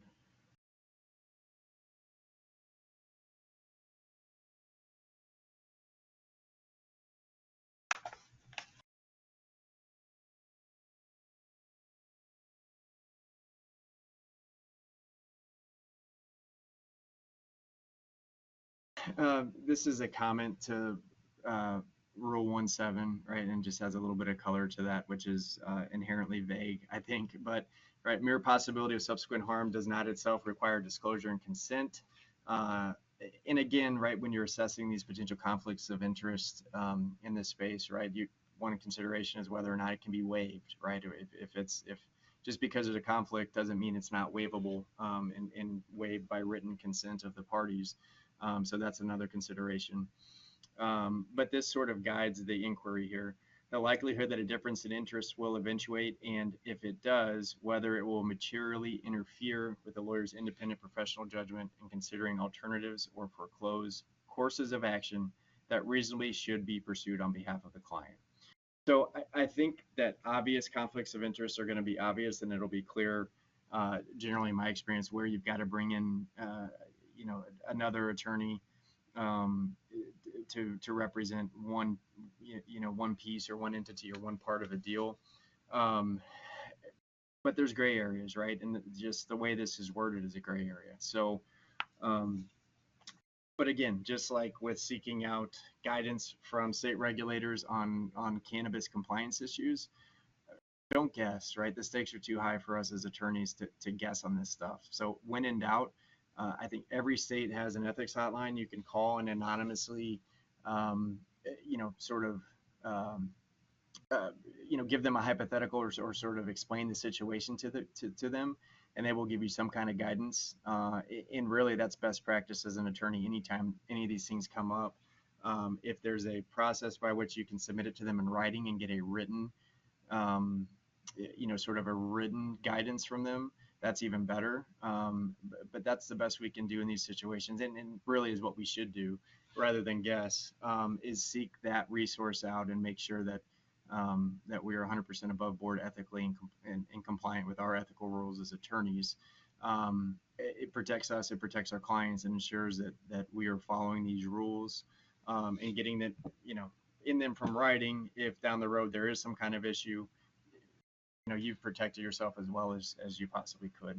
And then there's also ethical opinions that are out there that are free for consumption. Spend some time there looking and see if the ethics the ethical body in your state has already issued some guidance or some opinions that is germane to sort of your situation and gives you some guidance and some clarity as to what to do next.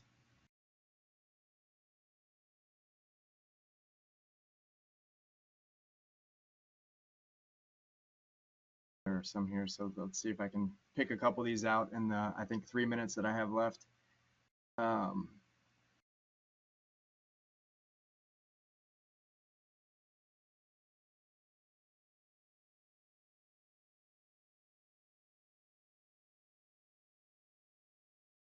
so one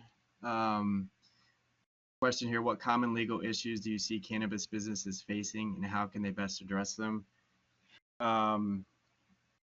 So that's a big question. I think I've tried to address some of those just in what we've covered here today, right? In terms of, I guess, from a lawyer's perspective, um, with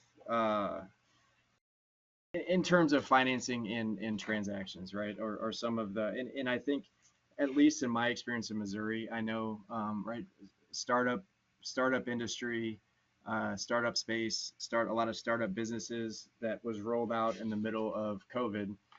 Capital was a huge issue, right? And it caused huge delays in the rollout of the program and implementation of the program itself. So that probably, maybe colors my experience maybe more so than other states, but I know that capital investment is a huge undertaking in these types of operations. And unless your group, you are a part of a group that is individually capable of fully funding and capitalizing, the build out of a cultivation facility or manufacturing facility or a dispensary facility, in all the capital that's got to be infused into these operations, right, before you even get approval to operate and get can start generating revenue. That's a big issue, is source of capital, source of funding, and it was in Illinois too, when we worked there. So I've kind of tried to address those here as best that I can.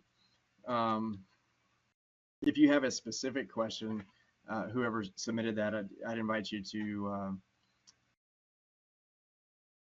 There's my email. You can email me specific questions if you have more specific ones. I've got another question here that I think I've got time to take, and that is, what are the elements to be included in a convertible note?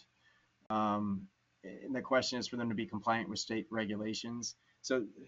So one, there's two components here, right? You're going to have elements that are essentially required by state law for it to be a valid and enforceable convertible note, right? I can't say that for all 50 states, but generally some form of the principal amount, the interest rate, the maturity date, and what the conversion terms are, right? The point when that can be converted into equity. some combinations of those, but I would encourage you to check your state laws to one, figure out um, what's required to have a legally binding and enforceable convertible note in your state. Um, second, the second level of that is cannabis regulatory compliance, right? And compliance with those. And that gets back to knowing what sort of restrictions on transfer of ownership interest and who is allowed to own these entities in your state are, in making sure that you're building that and those compliance with those regulations into any sort of future promise of equity, right? So if it's subject to state approval, right, the conversion terms have to include some language in there that it's conditioned on the state approving the note holder as an owner of the entity or the license. And if in any other requirements that may be needed, right? An example that I had in Missouri was we had an out-of-state investor, right? And so they invested under a convertible note, right? One of the conditions for conversion was that they became an in-state Missouri resident for 1 year, right? So that they would be able to meet or satisfy the in-state residency requirement. So it wouldn't knock the ownership structure of the entity out of whack with regulations. So those are some sort of general high level considerations there. But I would look specific to your state. If you are an attorney, do the research and figure out what elements need to be necessary to have an enforceable convertible note. If you're not an attorney, talk to one in your state that can tell you that. And then secondly, make sure that the conversion terms are going to be compliant with any restrictions or qualifications necessary to be an owner of the license. So with that, I will, I think I'm a little bit past time, but I will conclude there. So I appreciate the opportunity to come and share. I hope this was helpful and that you all can take something valuable away from this. Like I said, my email is on the last slide. So you're more than welcome to email me any specific questions you have, and I will answer them to the best of my ability. So thank you. As stated during the beginning of today's presentation, the link to initiate the certificate process will be displayed momentarily. My Law CLE would like to thank you for your participation in today's presentation.